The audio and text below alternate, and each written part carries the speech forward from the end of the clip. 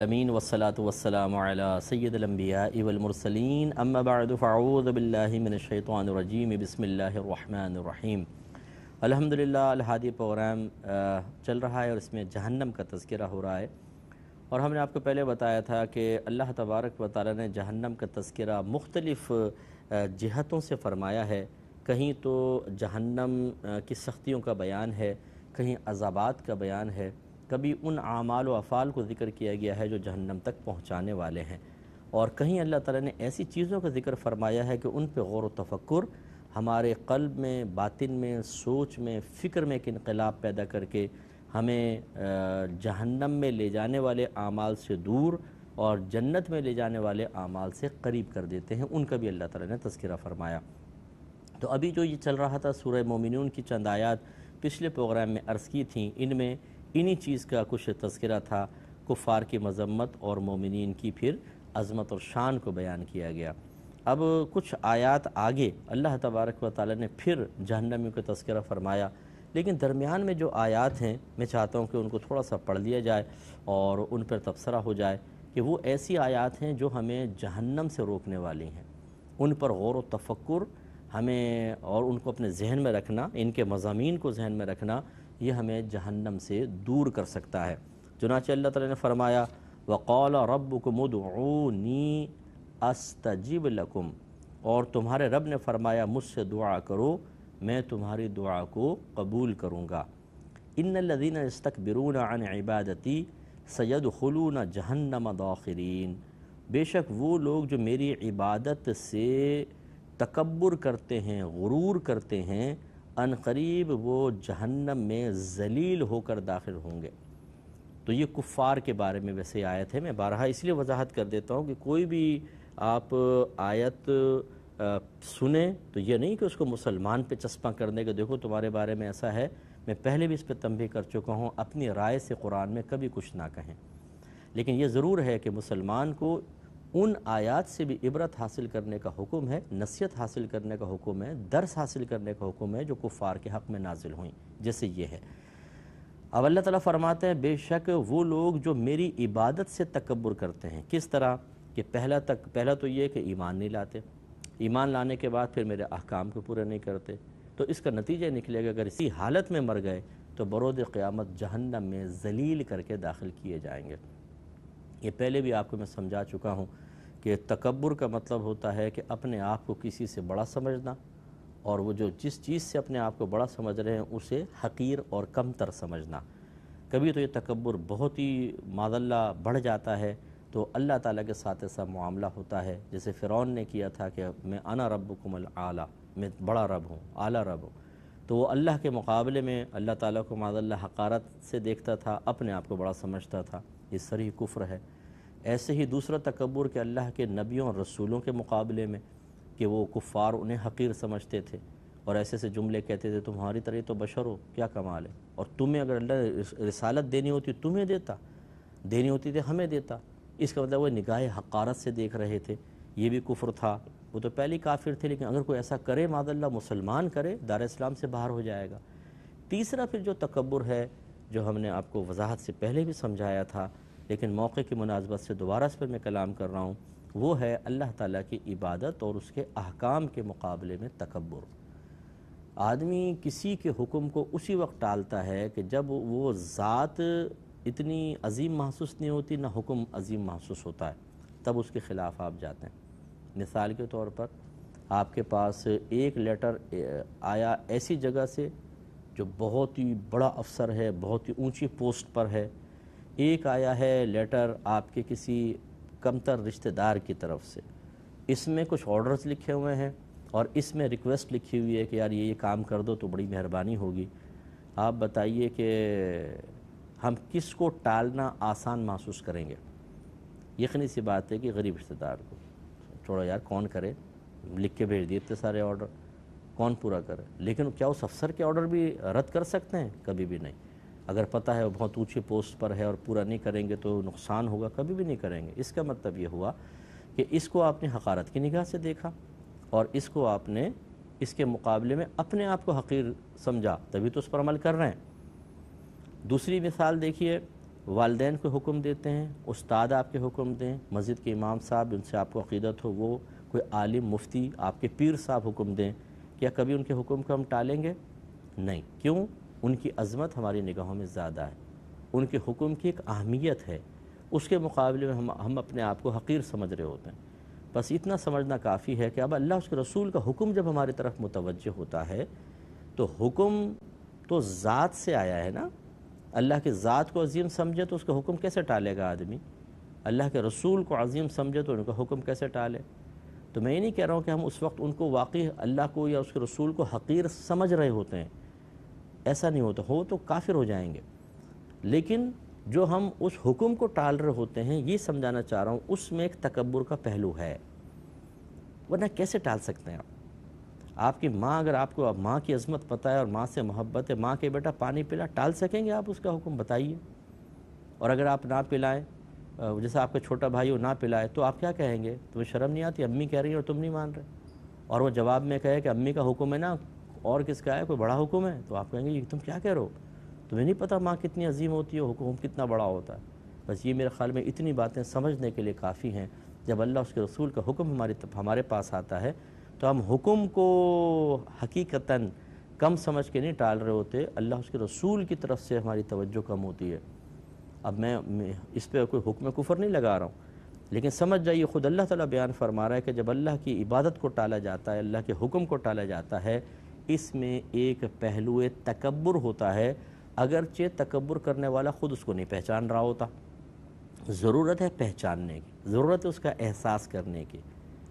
اور جتنے میرے سرپرست یہاں پہ مجھے سن رہے ہیں، خدا را آپ بھی اس پہ توجہ کریں اور اپنے بچوں کی اچھے انداز سے تربیت کریں، انہیں سمجھائیں کہ بیٹا جب ہم تمہیں ایک حکم دیتے ہیں تو ہماری خواہش ہوتی ہے کہ ہمارے حکم کو نہ ٹالو، اگر تم ٹالتے ہو تو ہمیں گلٹی فیل ہوتا ہے، بے عزتی سی فیل ہوتی ہے کہ دیکھو ہمارے اولاد ہے، ہمارا کہنا نہیں مان رہی۔ تو ہم سے کہیں زیادہ بڑی عظمت اللہ کے رسول کی ہے اور ان سے زیادہ اللہ کی عظمت ہے۔ تو بیٹا جب ہم اپنا حکم ٹالنا برا محسوس کرتے ہیں تو اللہ تعالیٰ اس کے رسول کا حکم بھی نہ ٹالو۔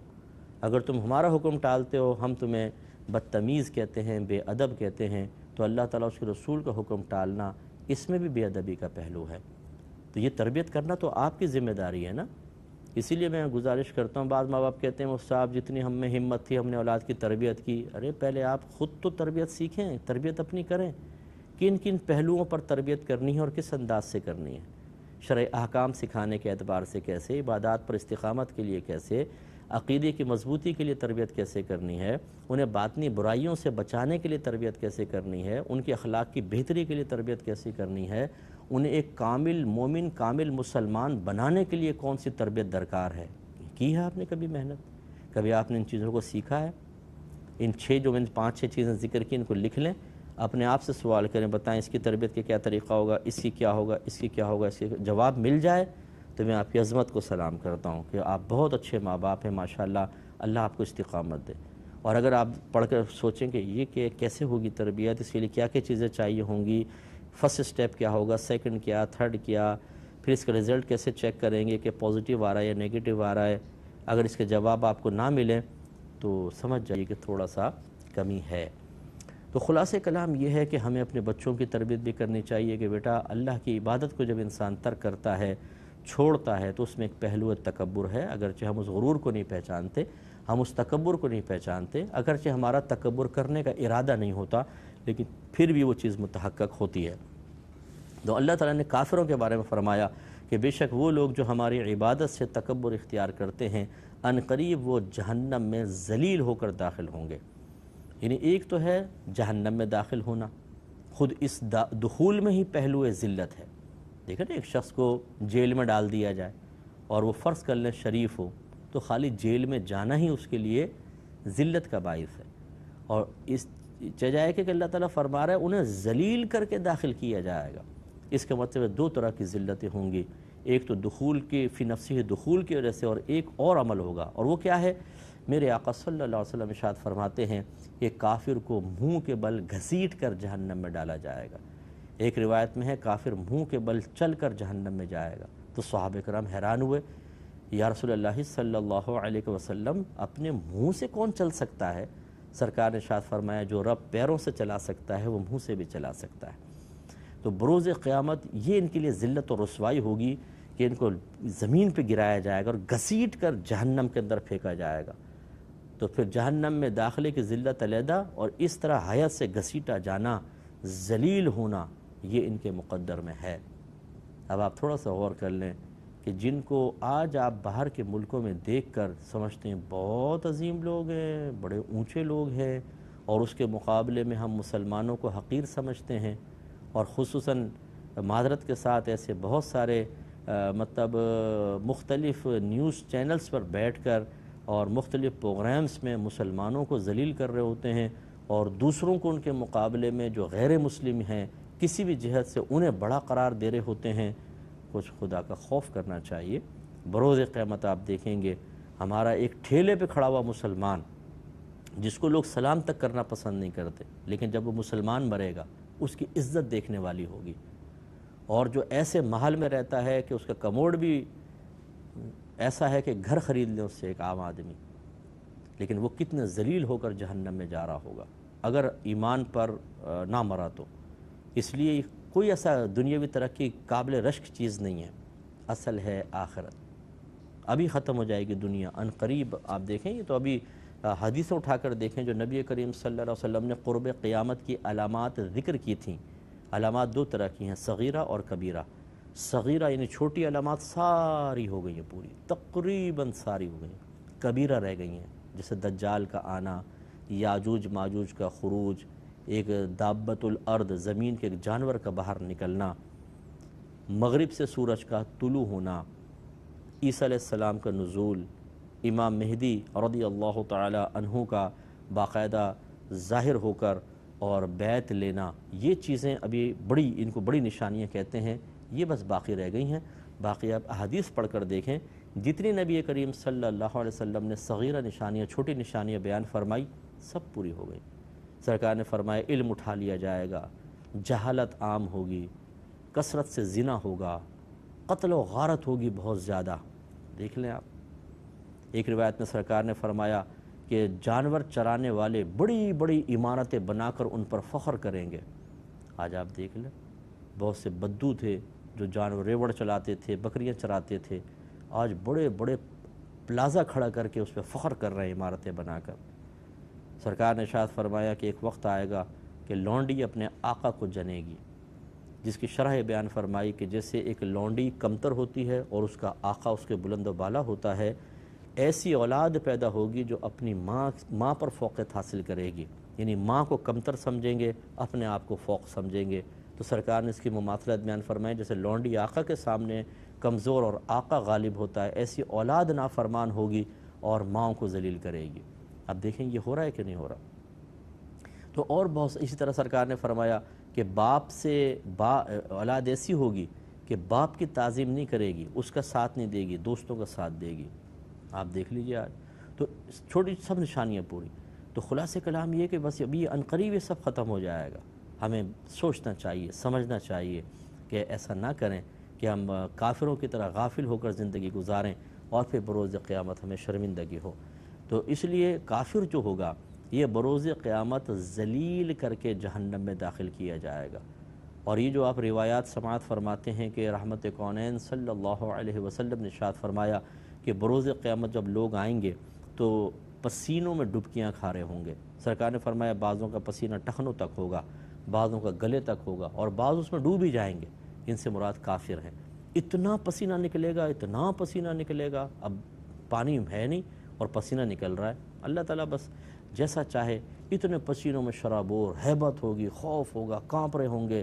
یہ بڑے بڑے طاقتور جو ایک بٹن سے پورے ملک کو تباہ کرنے کی طاقت رکھتے تھے، وہاں ایک انگلی نہیں ہلا پائیں گے اور ذلت و رسوائی مقدر بنے گی۔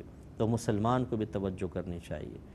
جو تکبر، خاص طور پہ تکبر، سرکار نے فرمایا متکبرین بروز قیامت چیونٹیوں کی شکل میں لائے جائیں گے اور لوگ ان کو رونتے ہوئے گزر جائیں گے۔ تو جو آج نخوت کے ساتھ ناک اونچی کر کے اور انتہائی تکبر اور غرور کے ساتھ مسلمانوں کو، انسانوں کو حقیر سمجھتے ہیں، حتیٰ کہ بعض اوقات اپنے ماں باپ کو حقیر سمجھتے ہیں، استاد کو حقیر سمجھتے ہیں، دینداروں کو حقیر سمجھتے ہیں، غرور کی وجہ سے، تکبر کی وجہ سے۔ ان کی زبان سے جب کسی عالم کا نام بھی نکلتا ہے تو حقارت کے ساتھ نکلتا ہے۔ ہماری دعا ہے اگر یہ مسلمان ہیں اللہ تعالیٰ ان کو ہدایت عطا فرمائے، اور بروز قیامت ہماری بالکل کوئی ایک لمحہ بھی خواہش نہیں ہوگی، کوئی ہمیں گالی بھی بکے گا نا اس کے لیے بھی خواہش نہیں ہوگی کہ اس کو ہماری وجہ سے خراش بھی آئے، اللہ معاف فرمائے، درگزر فرمائے۔ لیکن اللہ تعالیٰ غریب فرمانے پر آئے تو کون روک سکتا ہے؟ اس لیے ڈرنا چاہیے کہ اس طرح تکبر اور غرور کبھی بھی کام نہیں دیتا ہے۔ جو میرے بھائی بہن مجھے سن رہے ہیں، جو اپنے ماں باپ کے بڑھاپے کی وجہ سے خاص طور پر ان کے کانپتے ہوئے ہاتھوں کو دیکھ کر، ان کے جسمانی کمزوریوں کو دیکھ کر، ان کے ہمارے مال کے محتاج ہونے کو دیکھ کر انہیں ڈانٹتے ہیں، ڈپٹتے ہیں، ذلیل کرتے ہیں، جھڑکتے ہیں، سوچنا چاہیے بروز قیامت کیا ہوگا۔ تکبر کبھی نفع نہیں دیتا۔ انہوں نے تکبر کیا، ذلیل ہو کے جہنم میں جائیں گے۔ تو ہمارا انجام بھی ایسا ہو سکتا ہے کہ ہم حالت ایمان کے باوجود اس تکبر کی وجہ سے خدا نخواستہ جہنم میں داخل ہو جائیں۔ ایسا ہرگز نہیں کرنا چاہیے۔ تو آگے اللہ تعالیٰ فرماتا ہے کہ اللہ الذی جعل لکم اللیل لتسکنوا فیہ والنہار مبصرا، اللہ تعالیٰ وہی ہے جس نے بنایا ہے تمہارے لیے رات کو تاکہ تم اس میں سکون حاصل کرو، اور دن کو بنایا ہے تاکہ وہ تمہیں دکھانے والا ہو۔ ان چیزیں دکھتی ہیں ہمیں، دن نکلتا ہے تو یہ ہمیں دیکھنے کی طاقت فراہم کرتا ہے۔ یہ تھوڑے سے احسانات اللہ تعالیٰ نے یاد دلائے تاکہ انسان سوچے میں کیا کر رہا ہوں، یہ رب نے وہ کتنی قدرت والا ہے۔ جب وہ قدرت والا ہے تو اس کی گرفت سے تو بھاگ نہیں سکتے۔ جب وہ اتنی عظیم قدرت والا ہے تو دنیاوی قانون یہی ہے کہ جو زیادہ سورس والا، طاقت والا ہوتا ہے، ہم تو چاہتے ہیں کہ اس سے دوستی ہو تاکہ ہمیں پروٹیکشن حاصل ہو اور برے وقت میں وہ ہماری مدد دے۔ تو پھر اللہ تعالیٰ کے ساتھ دوستی کا تعلق مضبوط کیوں نہیں کرو بھائی؟ اور جب یہ ہمیں کرنے میں کامیاب ہو جائیں گے تو جہنم سے بچ جائیں گے۔ گویا کہ اس میں بڑی اچھی سوچ اور فکر ہمیں دی جا رہی ہے جس کی وجہ سے ہم جہنم سے بچ سکتے ہیں۔ اللہ تعالیٰ ہمیں سمجھنے کی توفیق عطا فرمائے۔ انشاءاللہ نیکسٹ پروگرام میں یہیں سے کنٹینیو رکھیں گے۔ وآخر دعوانا ان الحمد للہ رب العالمین۔